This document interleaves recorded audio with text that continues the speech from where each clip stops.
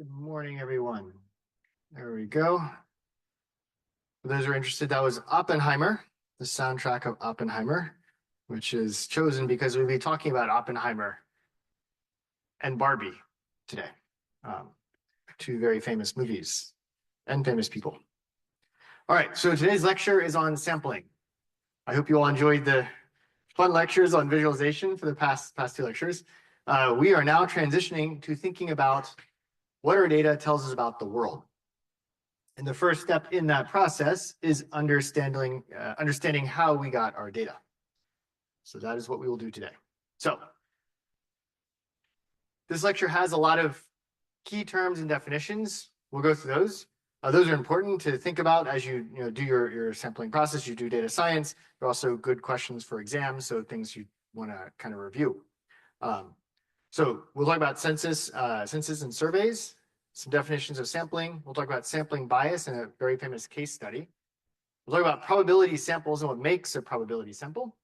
And then we will try very quickly in the last few minutes to talk about multinomial probabilities, which is a cool mathematical tool for reasoning about certain kinds of probability samples.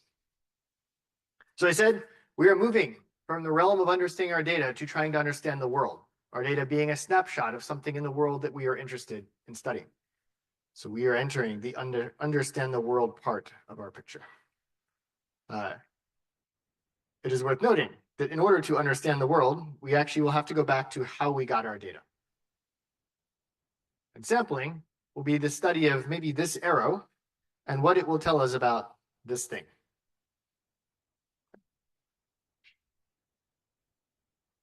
All right, so going from our data to the sampling process all the way to understanding the world. That's our story. All right, so let's start with census and surveys. So some key terms that you will need to know. A census. A census is a complete count or a survey of a population. So it is complete of the entire population, complete measurement of that population. Every individual in the population is included in that count or survey to call it a census.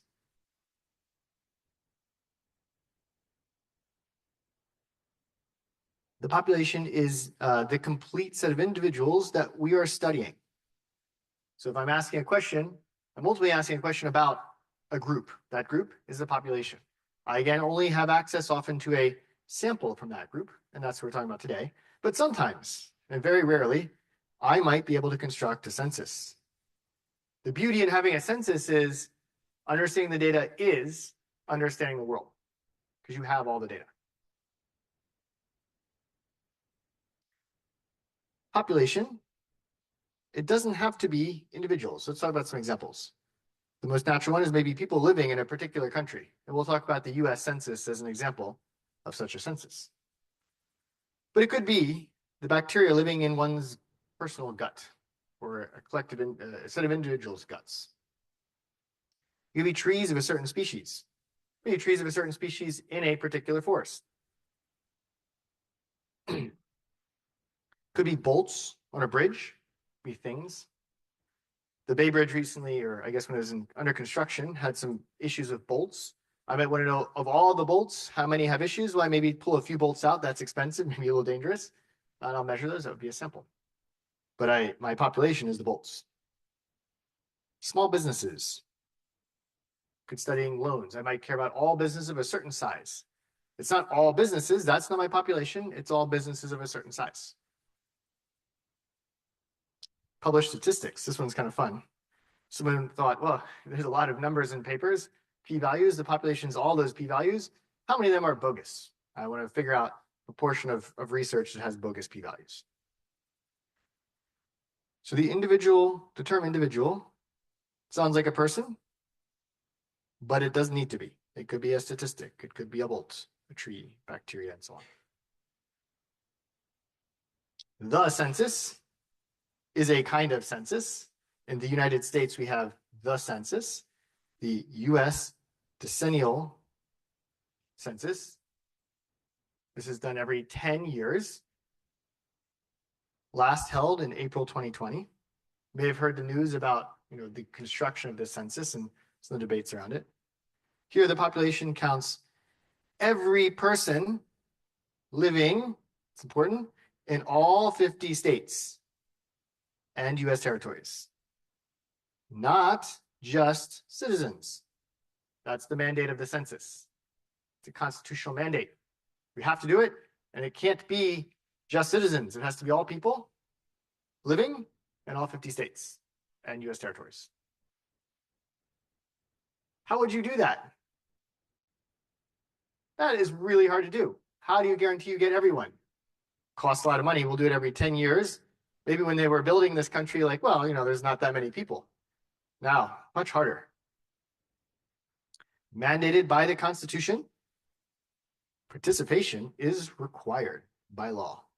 You must do the census. It's one way to get it to work. Does it really work? We'll talk about that. Important uses. So this is used to allocate federal funds. We make big decisions here. Representation. Who represents you in Congress? Depends on how many people live where you are. Drawing congressional and state legislative districts. Those crazy maps are based on census data. So these are hard to do, but required by law. In certain situations, you can imagine a census being done for, let's say, students in this class. I could require every student to do a thing like take an exam. And then I can figure out how students did in this class because I have a full measure of the whole class. Unless someone doesn't take an exam. I have a problem, not a census. So a complete counter survey, a survey, let's be more precise, is a set of questions or measurements that I want to take against that population. So census workers in the US decennial census survey individuals and households asking a set of questions. What is asked and how it is asked can affect the answers.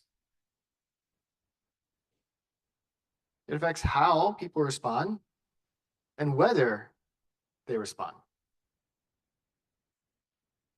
So now a survey doesn't have to be a census. A census is a kind of survey. I can take a sample and run a survey on that sample as well. And again, these questions are important.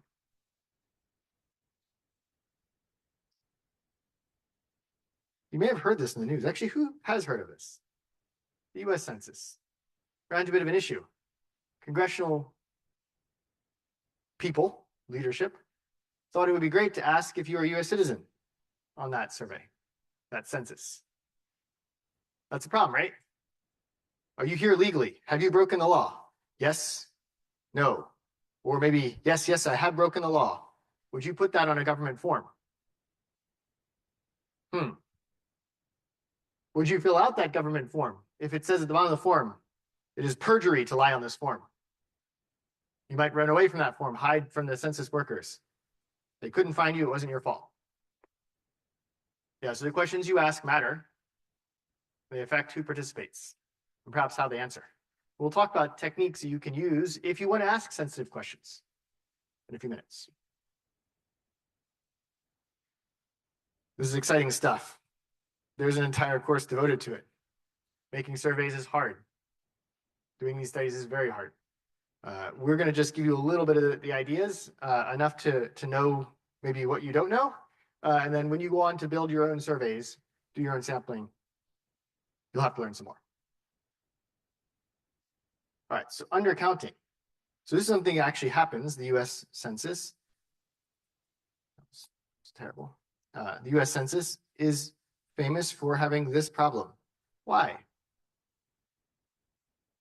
It's hard to count everyone, especially if they're hiding from you, right? So US Census doesn't actually necessarily give us a proper census. It's called a census, but it maybe doesn't actually achieve the goal of a census. So this is an LA Times analysis. And in Los Angeles, we can actually see the people who go, fraction of people going uncounted. Right? So here, I think we're counting number of children, right? Fraction of children counts the highest number of uncounted Latino children in thousands. This is total counts, not percentages. Why is this happening? Also, how do we know these numbers? how would we answer, how would we get a picture of what the census is missing? The census has everything. How can people figure out what the census is missing if it has everything? Sampling. So we'll actually find out that sampling can often beat these attempts at building a census. So building a census is hard. Maybe you're better off just sampling. Talk about that in a moment. Statisticians have fought hard to fix this problem. Censuses are silly because you can't actually do a census. Statistician goes, no, I can do much better with statistics. Congressperson goes, no, I don't understand statistics. We'll do the census. Sampling is really powerful. And even when you try your best to do this sort of thing, sometimes sampling can give you a better picture. You can control that process. In 2020, a lot of states realized the importance of counting everyone and put a lot of energy into ensuring that that census was a better reflection of the population, a truer census. Unfortunately, the states that chose to do this and the states that didn't had another bias going. Right, so yet another reason why this attempt at a census, a full count, can ultimately be a biased count. All right, so censuses would be ideal if you could build them. They're nearly impossible. They're very expensive. And even if you try to do it, you're often going to fail. And so we use sampling as a much more effective method to get data to reason about a population.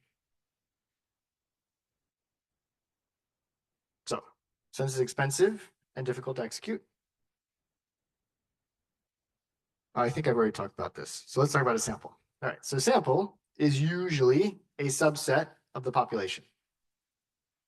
Pretty simple idea. Samples are often used to make inferences, predictions about the population. We don't do inferences for census because if I have a census, there's no prediction to be made. I have the answer. But for a sample, I have to make inferences. I have to use what I have to make conclusions about what I don't. So inference or prediction is drawing conclusions about a population based on the sample. Some of the concepts we're going to talk about today show up in the Data 8 textbook. It's a good book. It's a good online book. If you haven't taken the course, and you should have, but if you haven't, check out the book. Maybe you did take the class and didn't check out the book. Now's a good time to look at it. All right, so how do you draw a sample will affect your accuracy, and we're going to spend much of today's lecture talking about how we construct that sample. All right, there are two things that we want to think about when constructing our sample, two sources of error. Chance error is the error that comes from your random sampling process. It can vary from what is expected in any direction, ideally. It's just chance. I got unlucky with the sample I took. Oh well. Then there's bias. This is a systematic error, generally in one direction. We'll go through a bunch of examples of this. How I choose my sampling process may actually introduce a bias. Understanding the biases that you are introducing will be important in making inferential conclusions from your data, or drawing inferential conclusions. We'll talk about how bias can arise in a moment.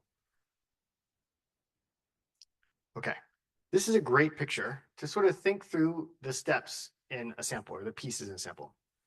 This blue circle here, this is my population. That's the thing I want to study. Because you all decided building a census is going to look, it's hard to do. Like maybe I try my census like this and I miss stuff, and maybe the things I missed here are the most important. All right, so really trying to get a census is very hard. So we're going to use different mechanisms to get a better picture of the population.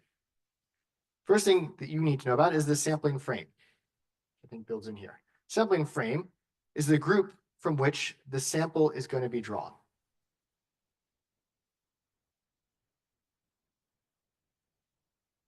Say I was trying to sample instead of take the US Census. If I decided I'm going to ask students in my class the census questions, maybe a random set of them, The sampling frame is a thing that I'm going to be able to sample from. Why do I need to think about a sampling frame? I have the population, I'm building a sample. What's the role of the sampling frame? The key role of the sampling frame is to understand your sampling process. So you have a process for collecting your sample data. It is a sample. You should think through, what could I be sampling from? Is it the true population? Or is it a subset of the population? Right, so sampling frame is a space of things from which I could hope to draw my sample. And then the sample itself is just the individuals you actually select that look like that. The sample must be inside of the sampling frame. That's the definition of the sampling frame.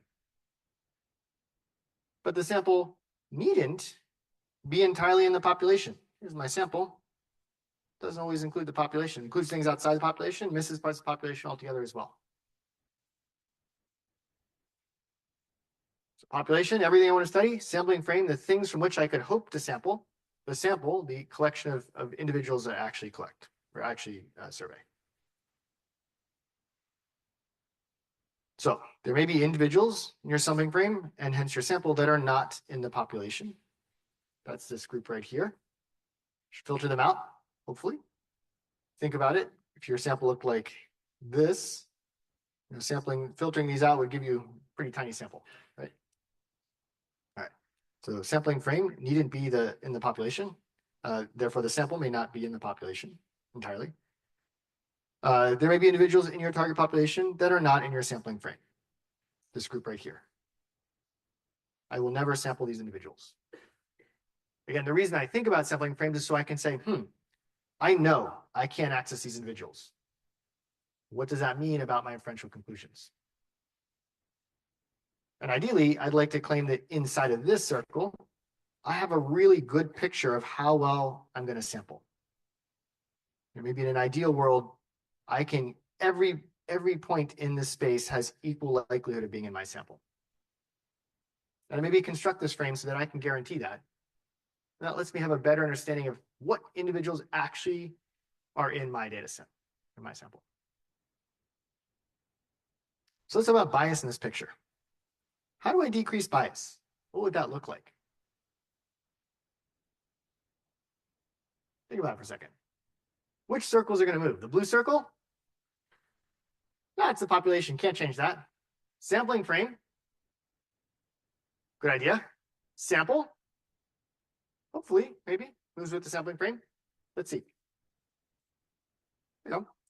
Sampling frame is how I control bias. This circle right here doesn't include this space here. This is my bias. So I can control that. And then if my sampling process itself is, let's say, uniform in here, then there's no additional bias. Now, it's possible my sampling process is a little goofy and all of a sudden it kind of favors this half of this sampling frame. You can do that. And you need to know that you've chosen a sampling process that puts you over here mostly, but sometimes over here, occasionally. There's another bias. Keeping things simple, generally, the way you're going to control bias is thinking about your sampling frame. And you're going to pick a good sampling process that doesn't add bias inside of that sampling frame. That's what we strive for. What about chance error?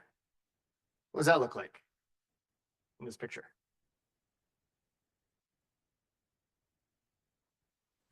How can I make chance error smaller?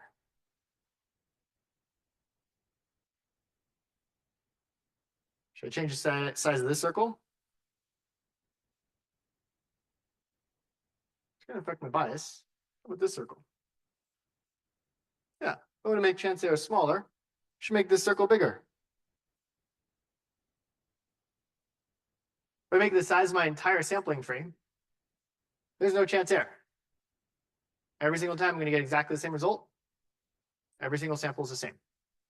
Still a lot of bias possibly, but no chance error. So this would be I'll make it not quite, but pretty big. If that was my sample, my chance error got a lot smaller. Right? Not many ways I can take that many individuals. Okay. Some good pictures. How are you engaging with today's lecture? Slido. Survey, if you will. Shocking. I like that 71% of this class engages in person. And 26% asynchronously. Wait, how are you watching the recording? Sorry. It's not there yet. You lie.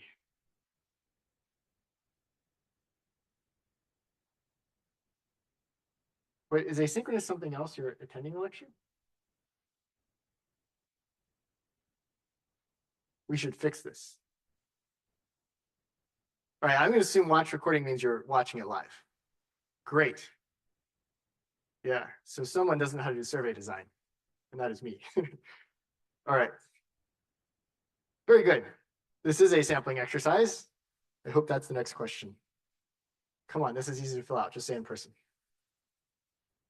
A bias I just introduced. Okay. So we want to know how Data 100 students engage with lecture. That's what we just did. We did this survey. What happened here? Here's my population. All students enrolled in Data 100. Nice. That is what I want to know. What's my sampling frame? Everyone attending lecture today or on Zoom watching the live recording. So I could sample from. If you are not attending lecture today and not on Zoom, you will not be able to complete this question, I think. Unless you're sharing the Slido links in Slack or something. Okay, so what was my sample? People respond to Slido. We had a pretty good response rate. I think like 400 plus people. Nice. So what can I conclude? Most people come to lecture. And for those online, check out this entirely full lecture hall. Right?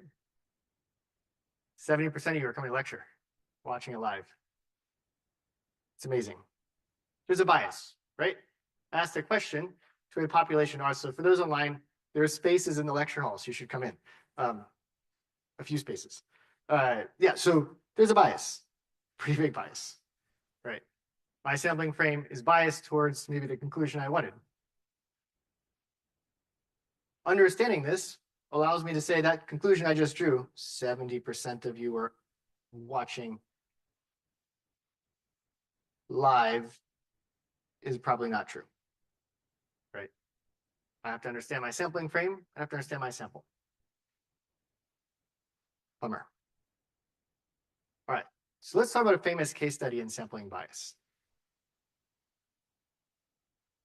There's a lot of elections, and it's election year. It's dangerous here to talk about election stuff, but we're going to do it anyways. Who knows these two figures? One of these figures you know. The left one or the right one? Left. Who's the left one? FDR. Who's the right one? Nobody knows. Landon. Why doesn't anyone know him? He lost. So in 1936, there was a presidential election against FDR, Franklin D. Roosevelt, and Alf Landon on the right. Polls were conducted. Numbers were calculated. And the conclusion from all the polls was Landon will win by a landslide. He did not. What happened? We had this happen again more recently, and I don't know what happened then. I don't want to talk about it, so we won't. We'll just talk about this one. Less painful. All right, so we're going to study this famous case. Literary Digest. Who's heard of that? Cool, a few of you. It's an older thing. It's a magazine. This is a kind of a paper-like book that people get in the mail, or used to get. They had predicted the outcome of 5 general elections coming into 1936. So great track record. And they were big data people, 10 million individuals. Huge survey, huge poll. Pretty arrogant, 10 million. How could they go wrong? That's an enormous sample size. They predicted that Roosevelt would win 43% of the time. So he's not going to win. It's all for Landon. Let's talk about their sampling frame. They reached out to people using phone books, lists of magazine subscribers, and country club members. Wow. That is their sampling frame. Not everyone responds. So they get a sample from this frame. The actual election results went the other way quite a bit. 61% voted for Roosevelt. There were 45 million votes. Kind of small.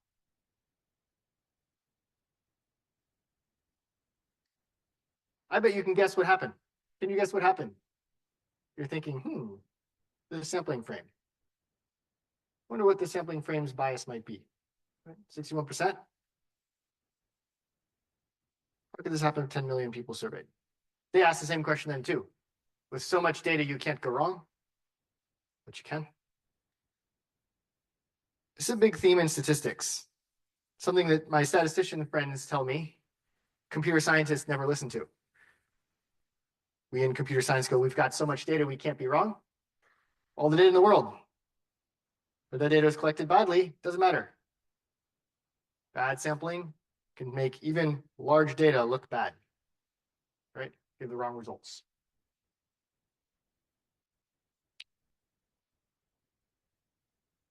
Yep, so Literary Digest makes this call. What actually happens? Fun story. They were not using a representative sample from the population. Their sampling frame, as I said, were these things before. Phone books. This one's great, just country clubs. Talk about that. These people are affluent. They have houses and phones. Phones are expensive back then. They get magazines. Who gets that? They tend back then to vote for Republicans. So the people they sampled, their sampling frame, had a significant conservative bias.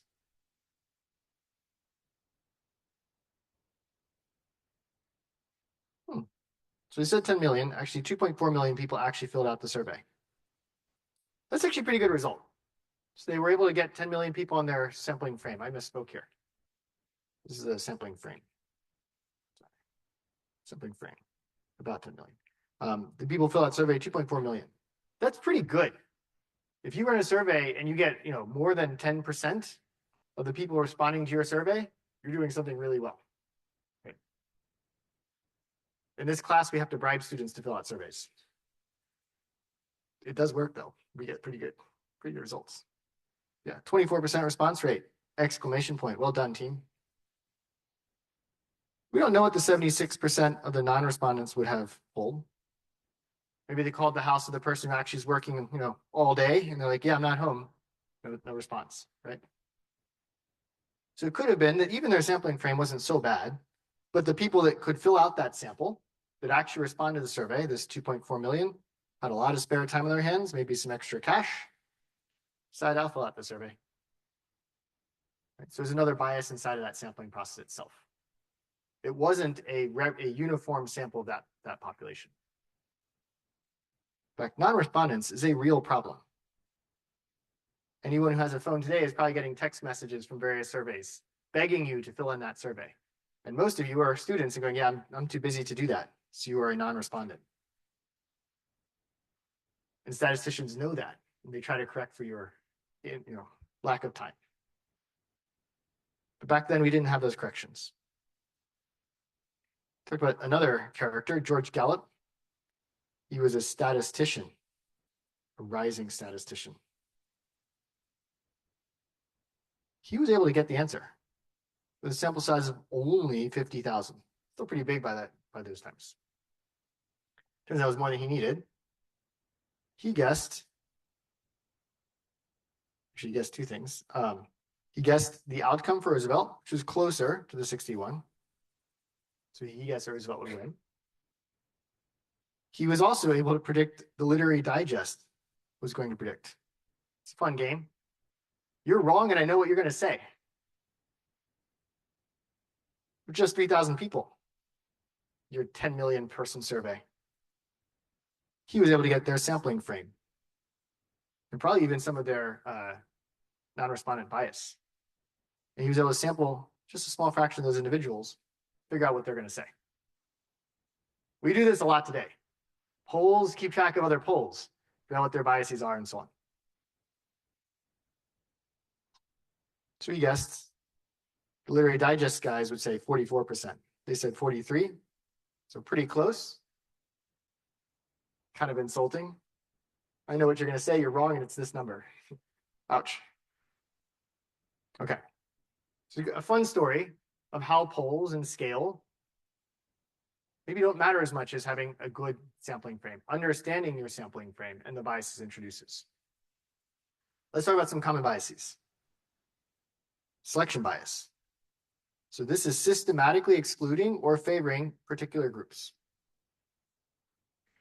We already saw this once, the Literary Digest poll. They excluded people not in phone books, couldn't afford that expensive phone.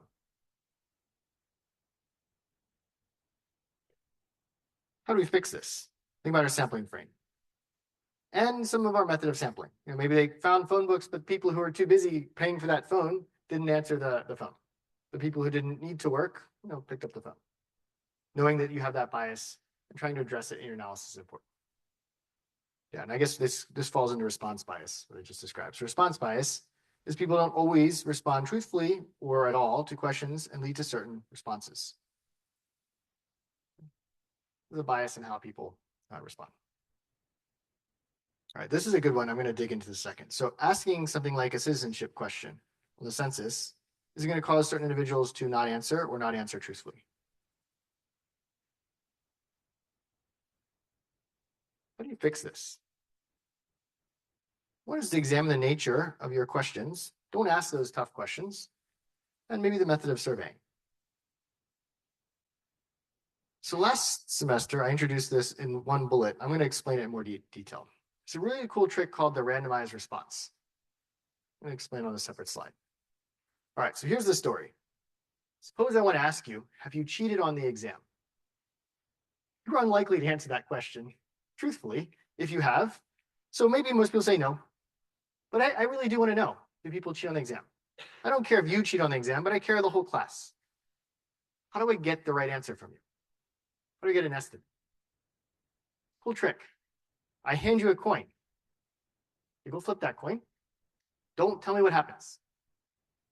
Here are your instructions.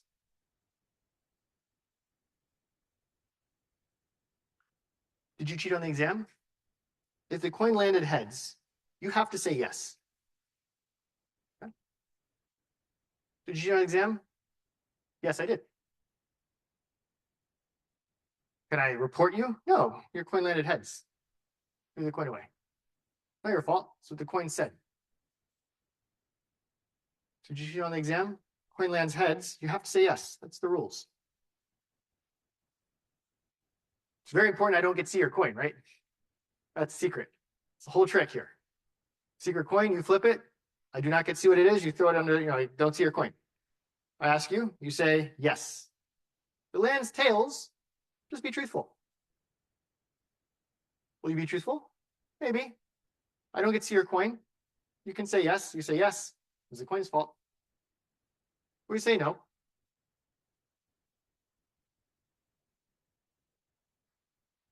To answer truthfully, it landed tails. The surveyor, that's me, doesn't know if when you said yes, it's because you cheated or the coin landed heads.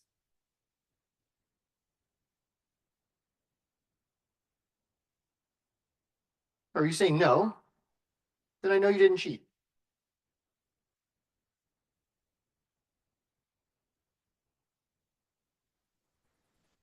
Very important. We assume the individual was okay saying no. If no is also a problem, we have a problem. Both bad answers. We know the coin lands heads 50% of the time. So 50% of the no answers are masked. So all we need to do is double the proportion of no answers to estimate the no fraction, the true no fraction. It's very easy to fix this. Questions? It's a complicated concept. Well, you're thinking of a question, I'll ask you a question. Who would do this? Who would be truthful? Maybe. Why not? You have nothing to lose. You say, yes, it's the coin's fault. It's always the coin's fault, right? So this is actually used as a method to ask people sensitive questions. There's variations of this. You can learn about randomized response and kind of follow on work to do that. It's a pretty neat area. You're playing with kind of, some sense, cryptographic ideas, using randomness to hide a secret. Yeah.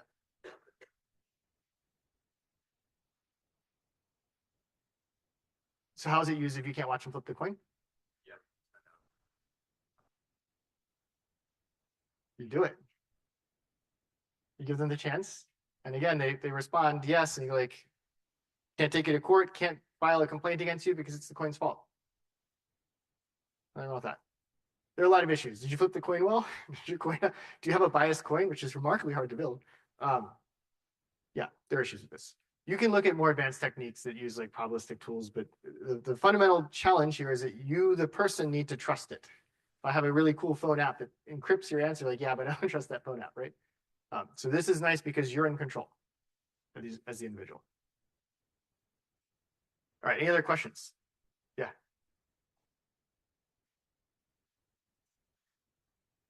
So even with this, there's going to be a bias. What's going on? Okay. Yeah. So even with this, you're going to have a bias, and you have to deal with that in your analysis. Yeah.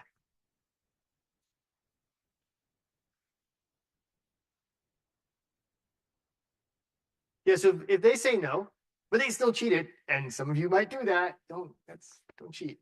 But if they say no, you can't guarantee that that was a true no. But if I ask you point blank, did you cheat? I'm really pretty confident that the no is harder to trust. This gives me a higher chance of being able to estimate a yes. Yeah. There is a bias here. So again, if I do this, I'm not guaranteed that the true no's, as I've written here, are in fact the true no's. Because people might still lie. But this is increasing your chance of being honest with me. Yeah. Yeah. So I flipped a coin, and 50% of the time, you meant to say no, but the coin forced you to say yes. Right? So 50% of the no's were hidden from me. Half the no's. So whatever no's I have, I trust those no's for whatever reason, I've doubled them. Now that's my estimate for the true no's. Do I really trust those no's? Depends on how sensitive the question was. Right? Okay. Randomized response, fun stuff. All right. And then non-respondents bias, which I guess I lumped in up here earlier as well. People don't always respond. And when people don't respond, it's often because they're different than the people who do respond.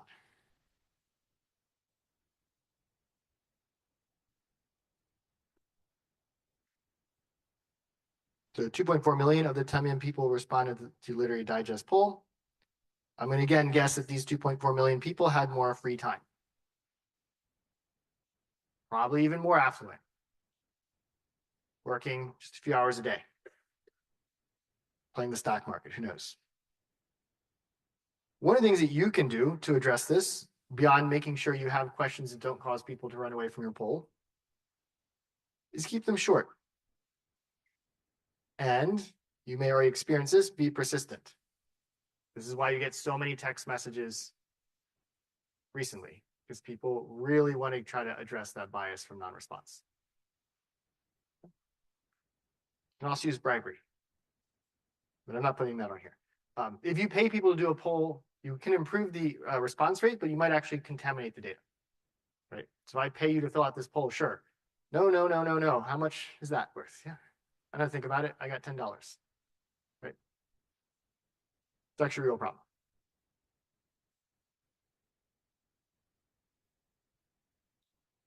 Oh, we should have flipped a coin. Flip a coin in your head.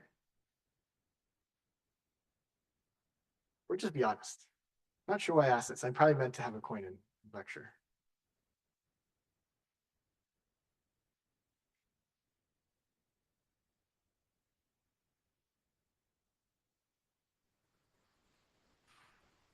No one's filling it out. You're all flipping coins. Yeah, so if I wanted to do this correctly, I should have everyone bring out a coin, flip it, then answer according to the coin. And why might I do that? Because, I'm here and you don't want to lie to me. Let's see what happens. Oh, we don't have the results. Why didn't I show the results? Press down. What's the answer? Yes. We're going to go with the answer is yes. Attending lecture is very helpful. Yeah, so this is an example of a mildly sensitive question. This one, I bet you would be willing to be honest even without the coin. But with the coin, it's even easier to be honest, right? So bummer we don't know what the outcome was. Don't stress me out. Okay. All right, so the Gallup poll today. All right, so we do these polls. The Gallup poll is probably one of the premier election polls in the US. The sampling frame here is stated civilian, non-institutionalized, that's an issue, population, of adults in telephone households, okay, in the continental US. So that is the stated sampling frame. That is from the space from which they measure. They do random digit dialing to try to get listed and unlisted numbers, phone numbers. What is the selection bias of this? Bring that as well. They have a house. They randomly pick an individual. What's the selection bias?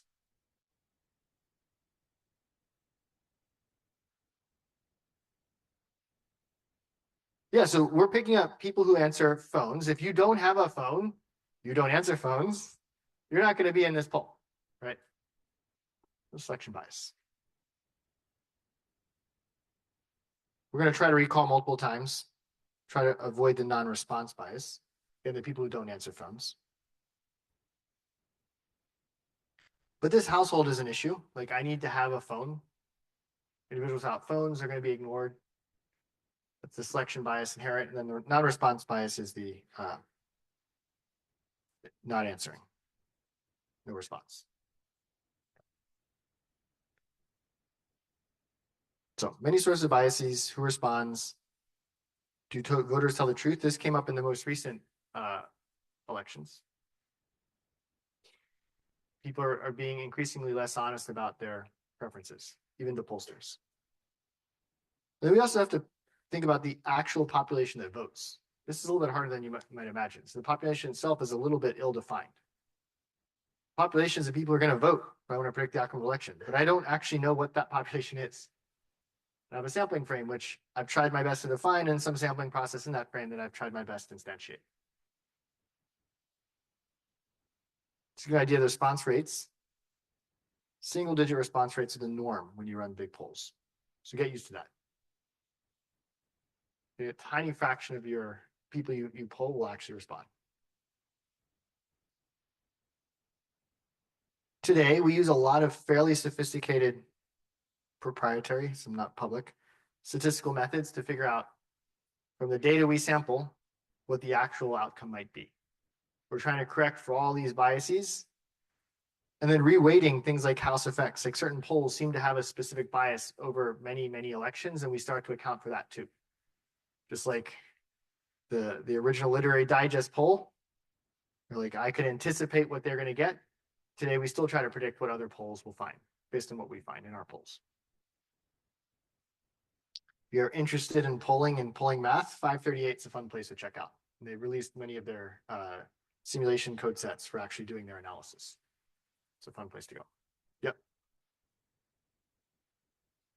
Why are they proprietary? Well, there's a lot of money now in these polls and getting them right. And so if I have a really clever statistical method, I may not share all the things that I'm doing, all the corrections, the bias accounting that I'm doing. Like, I'm seeing an uptick in people responding to phone surveys in Alabama. That tells me that in Arkansas, I should expect something a little bit different as well. Right. So there's all these interesting relationships that people try to model to be able to draw deeper conclusions because they try to understand their sampling biases that are present. And they don't necessarily want to share all that. Yeah. But 538 is pretty neat. They share a lot of what they do. So good place to check out. All right, moving along. almost, let's do probability samples and we'll take a short break. All right. So convenience samples. This one's a little bit confusing. It's a little bit jargony. A convenience sample is sort of the data you can get a hold of. It's not sampling. It's I walk to the people in the front row and ask you a question. That was convenient to me. I had no clue what my sampling process was. So I guess people in this class haven't thought through it. I'm not using randomness. I'm going like, well, I picked this person. That was a random choice. Was it really? I didn't flip a coin. I didn't actually use randomness. I just took what was easy to get to. So example, scientists in New South Wales collect specimens from the eucalyptus trees to keep in museums, recording where they came from. Where do you think they come from? They went out there and randomly picked a eucalyptus tree off the side of the road. Let's look at geographic distribution. They all live here. Magically, all the eucalyptus trees seem to be right around where they live, right? They did drive to what they felt as a random location. Take a sample, right? It's a convenience sample. They didn't say, I'm going to grid out this entire space. I'm going to say, flip a coin in which particular cube I go to. Let's say I'm going to go to this cube and I'm going to find a road near that point and try to find a sample there. That would have been a random sample. They just found a tree by the side of the road. That was a random tree, right? And they call that their sample. All right. This is where the trees actually live. Let's instant replay. So this is their sample. This is distribution of eucalyptus trees. So their sample, where they actually are, right? So very biased sample. Don't do convenience samples. I say that, but a lot of your life, you're going to be like, well, I have this data available to me. I'm going to go, that's what I've got. So I'm going to analyze it and try to draw conclusions. When you're in this setting where you have what you thought, what was convenient for you to collect, you should start to ask, what was my sampling frame? What was my chance process? If there is no chance process, there is no way to reason about the randomness, it's hard to draw conclusions like p-values or statistical confidence. So you could try to sample from it, call it your sampling frame. But then you have to think about, again, the biases and how you got that original sample. All right, so haphazard does not equal random. Random means use a random number generator. Use an algorithm, flip a coin, do something. Don't use your choice of, well, I'll draw random dots on the board. Many potential sources of bias.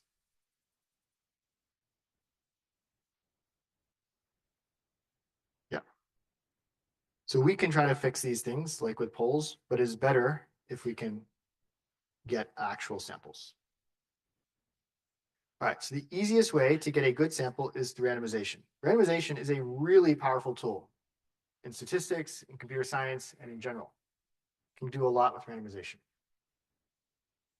So why select a random sample? When we get more representative samples, it helps us reduce bias. Choice of randomization can still introduce bias. We need to manage that. With a random sample, we can estimate the bias and chance error with random samples. It allows us to quantify our uncertainty, compute these p-values to make statistical significance conclusions. So for a probability sample, this is important, it's in a blue box. We have to be able to provide the chance that any specified set of individuals in the sampling frame will be in the sample.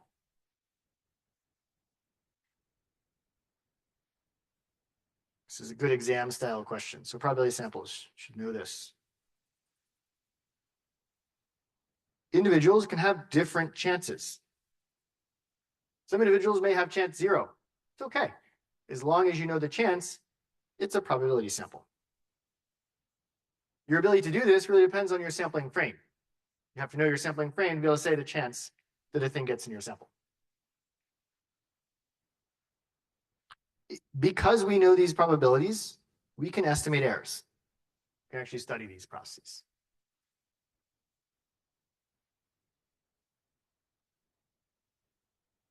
In practice, we won't know exactly the chance.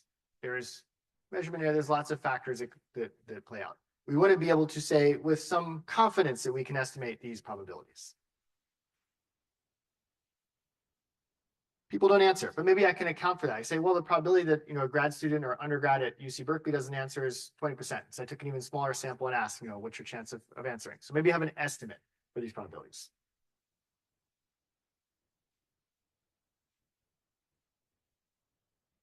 Bacteria, we don't know their response bias, but again, we can maybe make an educated guess of the distribution of bacteria in the place we sample from, the chance we include a particular kind of bacteria. So we can try to model it. All right, so let's go through an example. So let's have 3 TAs. We'll call them TA A, B, and C. They have names, but we'll use letters A, B, and C. I choose A with probability 1, and I choose B or C with probability 0.5 as my sample, pulling my TAs. Is that a probability sample?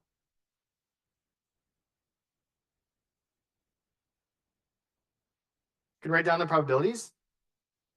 Probably if I'm sampling 2 at random, so I'm sampling 2. So I probably of getting AB is 0.5, probably of AC is 0.5, and probably BC is 0. That is a probability sample because I can write down the probabilities. Not a great one. It's not very representative of this particular group. Poor C. But it is a probability sample. Doesn't sample the entire population, still probability sample. There's some chance error, depending on if I only see AB or AC. And the scheme has some biases. So it has all the problems, but I can at least analyze it because it's a probability sample. All right, let's do this. I think So I'm going to go through a few more examples. We'll do a poll and then a short break. Okay, so a simple random sample. It's the gold standard. It's simple. It's not that simple. It's actually hard to do. But a simple random sample is I'm going to sample uniformly at random without replacement from a population. Or from my sampling frame, sorry. So every individual and subset of individuals has the same chance of being selected from my sampling frame. So that is every pair, every triple, and so on has the same chance. It's a simple random sample. It's so common, we call it an SRS. This is kind of the gold standard. You can do this. This lets you do a lot of analysis. Simple, but it's in many ways ideal. There's another thing called a uniform random sample with replacement. We're drawing uniformly at random with replacement. It is similar. In fact, it's basically the same as a simple random sample, but I put the person back after I sampled them. Why would I do this? I wouldn't. It's silly. Why would I ask you the question twice in a row? Not a good way to sample. Why do we talk about it? This is way easier to analyze this, right? If I have to deal with the fact that once I pulled someone out of my sample, then the remaining population is now a little bit biased because I removed that person from my sample, I already sampled them, the analysis gets much harder.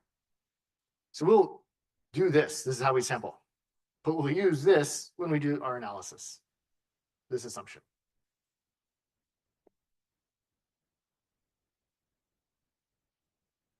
Yeah, and so maybe a raffle is a good way to think about this. If I put my little cards here and I pull one out at a time, I say this person wins, this person wins, this person wins. If I don't put it back, it's a simple random sample. But if I put it back, I have a uniform random sample with replacement. You don't get to win twice, so in practice, we do this. But if you're doing your analysis and you have a big enough population, a big enough sample, they basically look the same mathematically, but this one is much easier to do computationally. Let's do one more fun one. We'll take a short break while we do a poll. So, simple sampling scheme here. I have a class roster of 1,100 students. Is that how many we have this year? 1,200. Anyways, we had a nice round number, but let's have this nice round number of 1,100 students. I've listed them alphabetically. I pick one of the first 10 students on the list at random, use a random number generator. And then I'm going to create a sample by taking that student and every 10th student listed after that. So it looks like this. So there's my group of first 10. I picked this character, and then I count 10 more. 1, 2, 3, 4, 5, 6, 7, 8, 9, 10. And I pick this one. And then I do it again. I pick this one over here. All right. That's my sampling process. Is this a probability sample? Does each student have the same probability of being selected? Is this a simple random sample? Go.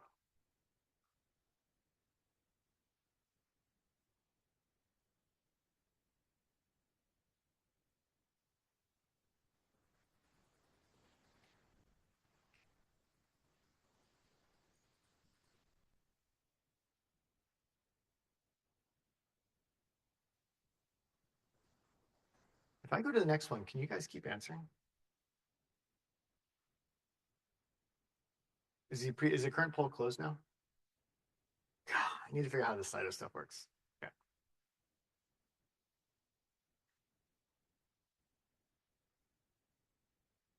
Is this a probability sample?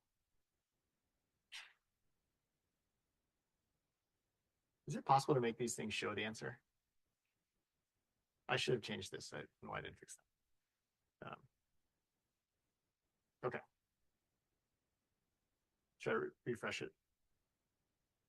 All right. Who says yes? We'll do it in class poll as well. This is a probability sample.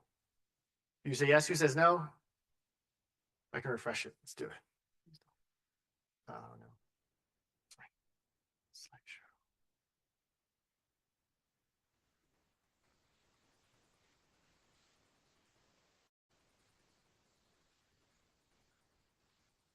Here we go. This is probability sample. And the class says yes. 75%, 25% no.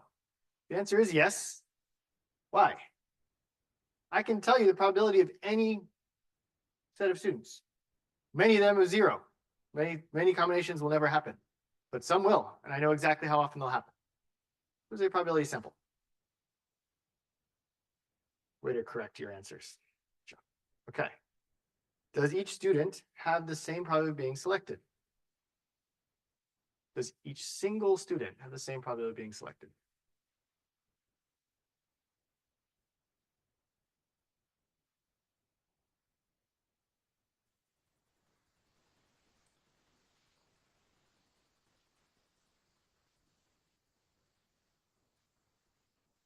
Tricky.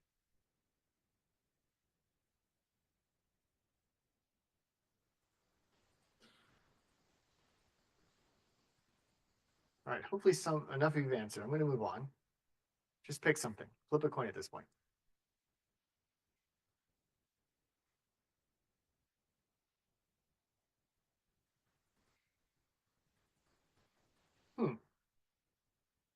That coin flipping really messed us up.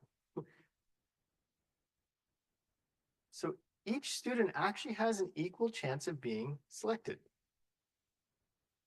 Not every group of 10 students has an equal chance, but each individual student does. Why? Well, each student is in one of these 10 groups. I'm going to pick one of these. How's that work? Okay. I've picked my first 10 students. Depending on which of the first 10 students I pick, there's going to be 10 groups of students that I could build, right? So there's 10 separate groups. Each student has an equal chance of being in each group. So I pick one of these groups at random.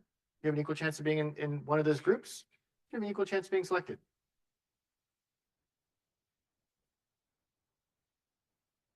Okay. Gave away the answer. Let's see if you guys can do this one. Is this a simple random sample?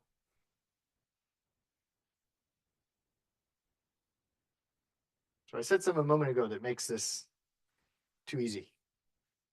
But I said it fast, so maybe you missed it.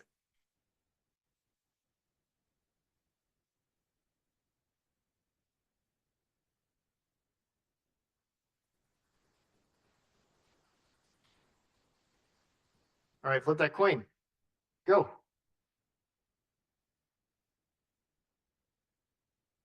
Ah. Okay. This coin keeps ruining my polls. All right, so is this a simple random sample? Many of you had originally said yes. Now you say no. Why? Because I put it up on the screen. Why is this not a simple random sample? In order to be a simple random sample, every subset in my sample has to be equally likely. Every subset of 10 students or groups of 110, yeah, whatever. Every subset of the size of each of these groups has to be the same chance.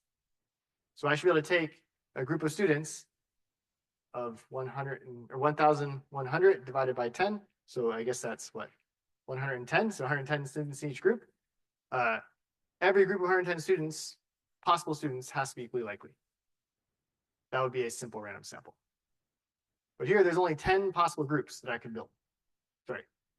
Yeah, 10 possible groups I can build of 110 students.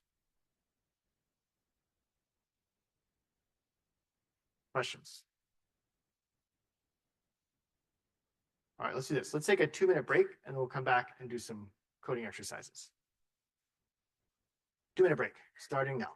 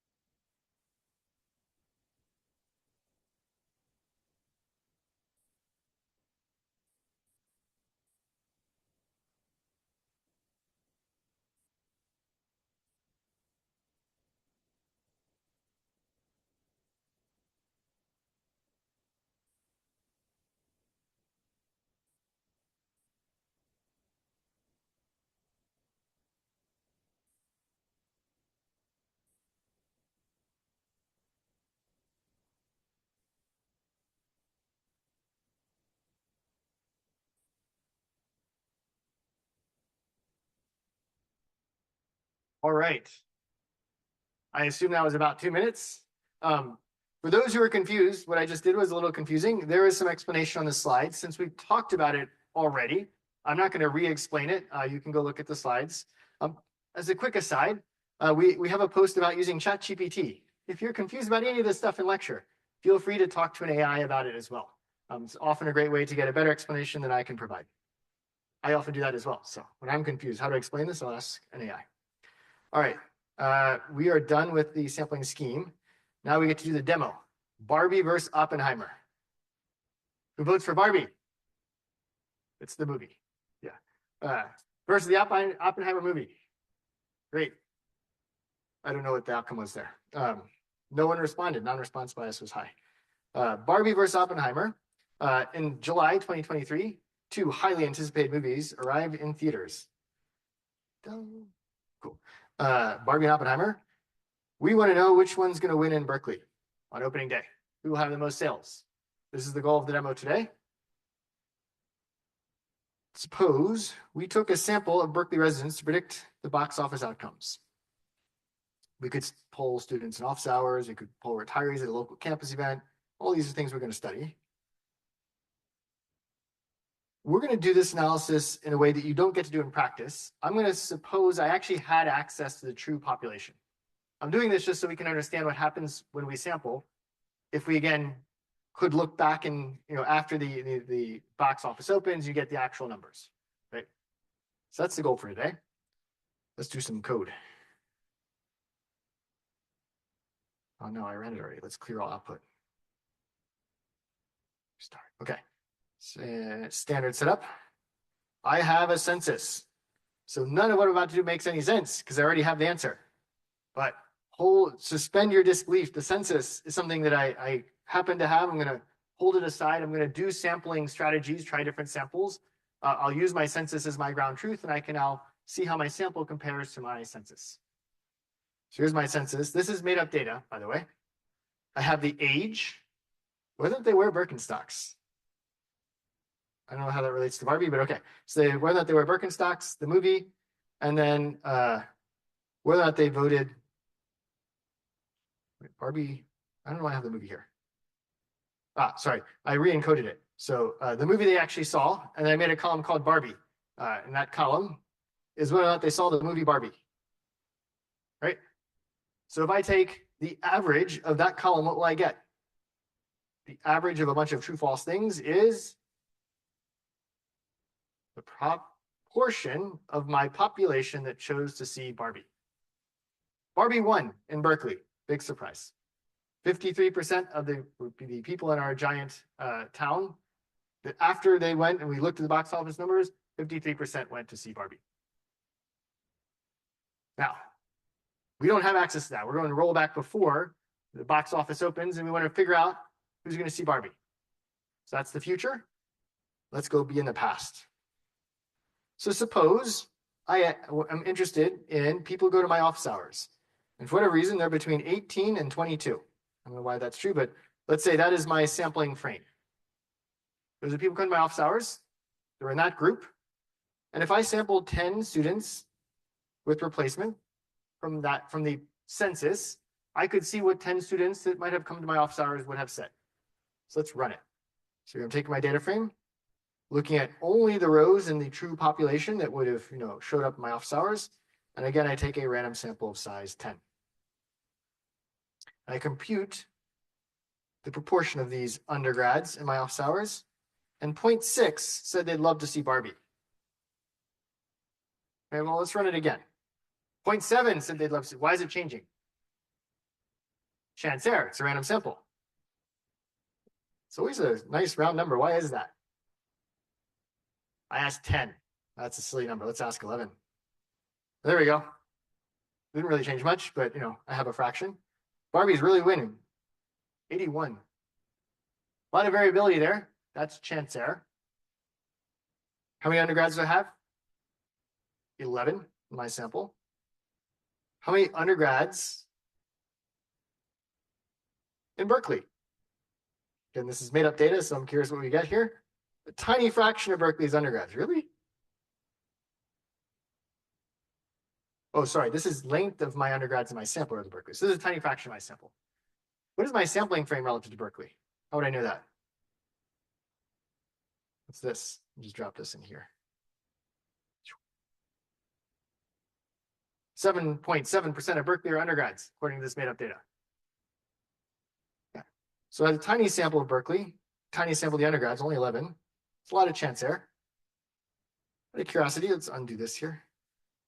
I want more undergrads. You should come to my office hours. It's fun. We don't actually talk about the class much, but talk about research and the future and science and all that stuff. I get a bigger group. My whole class comes to my office hours. Still, Barbie wins. It's good. A lot more undergrads. My whole class comes in, and it's still just 0.08% of the entire population of Berkeley. Go to an elderly event. There are now my sampling frame is people above 65. That's the definition of elderly. I sample 100 of those people, and they do not like Barbie, according to this data. I don't actually know why that's the case. Odd, but 33% want to see Barbie. Let's run it again. Maybe we'll get lucky. 40% want to see Barbie, right? Different populations, I'm getting different answers. The two things at play here is my sampling frame, the group that I'm pulling from, and of course the sample size is affecting that variability.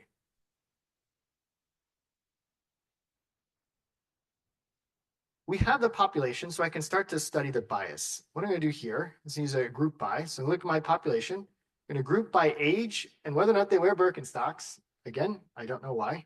And I'm going to compute the mean of the votes in that group. So that here I'm going to compute the mean for Barbie. Okay. I get this nice table.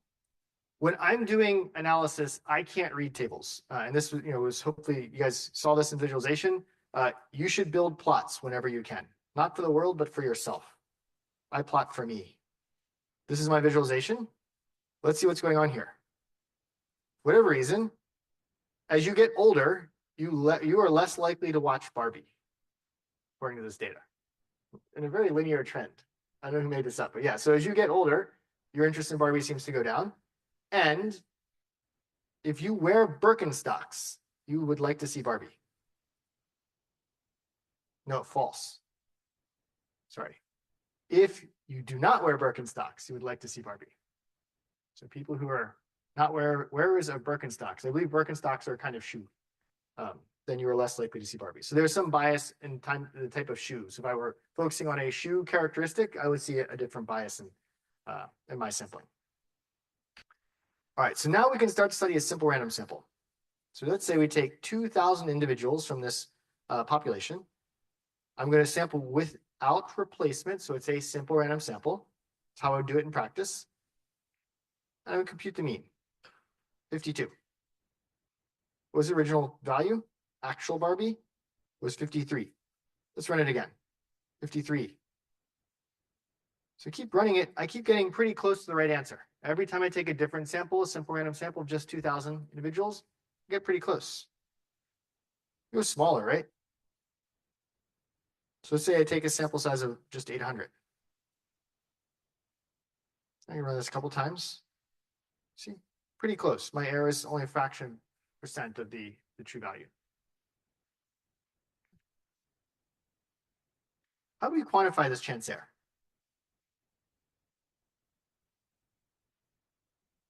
So just start to bring in the idea of simulation. So you hopefully are already familiar with this concept from the bootstrap, from data 8. But if I sample many times, like I was doing above, I saw this kind of variability. Let's say I sampled 1,000 times. I construct 1,000 separate samples from my population, and I save this to my polled results. I can look at a distribution. So it takes a little bit of time. So I'm training 1,000 samples. Each sample has 800 individuals in it. Go faster, computer.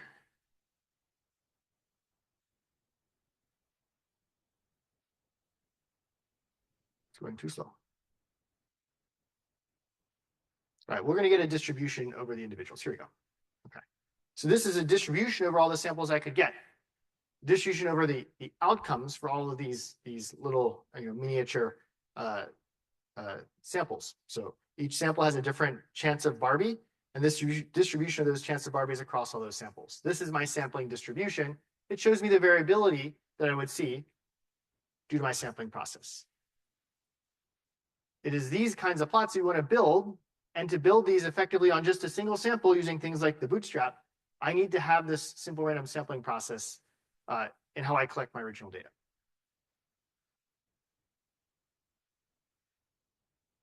All right, I want to get back to the slides. So a quick tour in Barbies.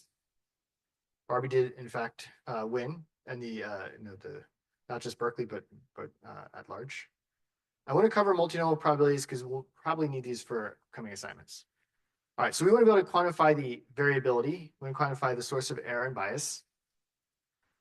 In general, we'll never have access to the population. So certainly if we did, we wouldn't be doing any of this probability analysis. We'd have the answer. So we're going to compute the probabilities of a sample. In this exercise now, as I was doing before, assuming I had access to population just to understand how these sampling processes work.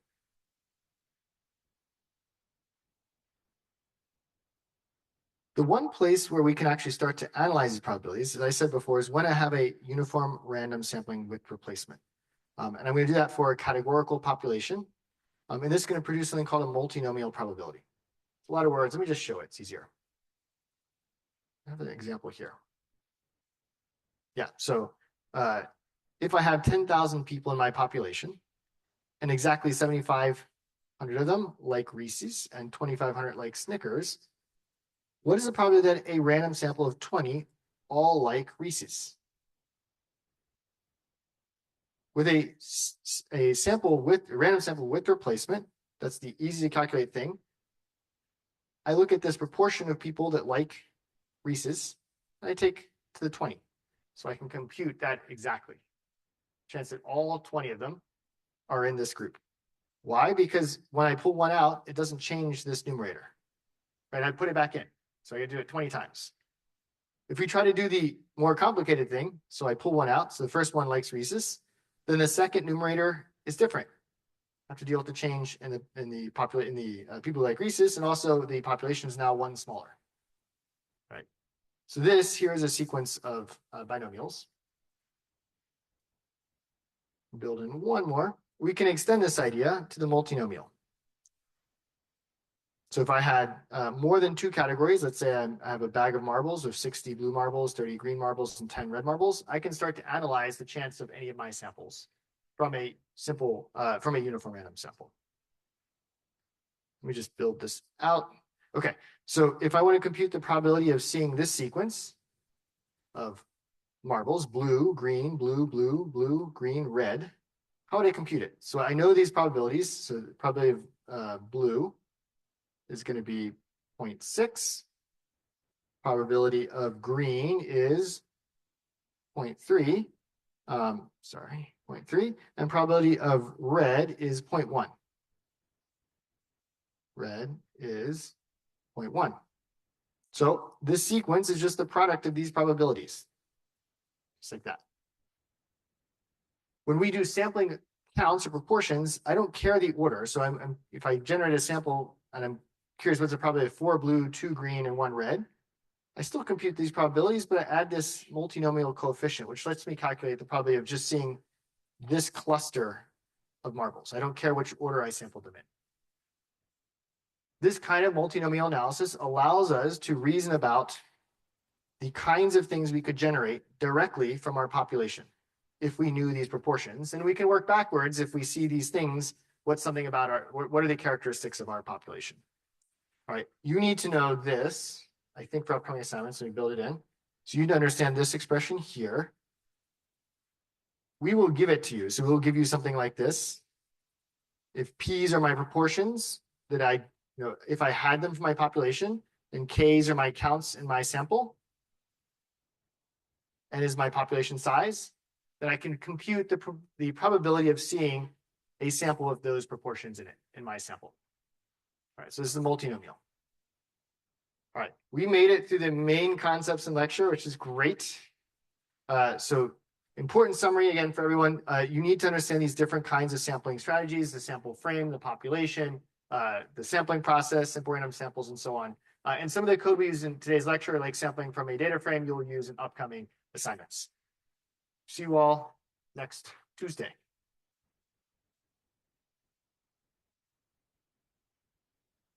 All right, 1 second.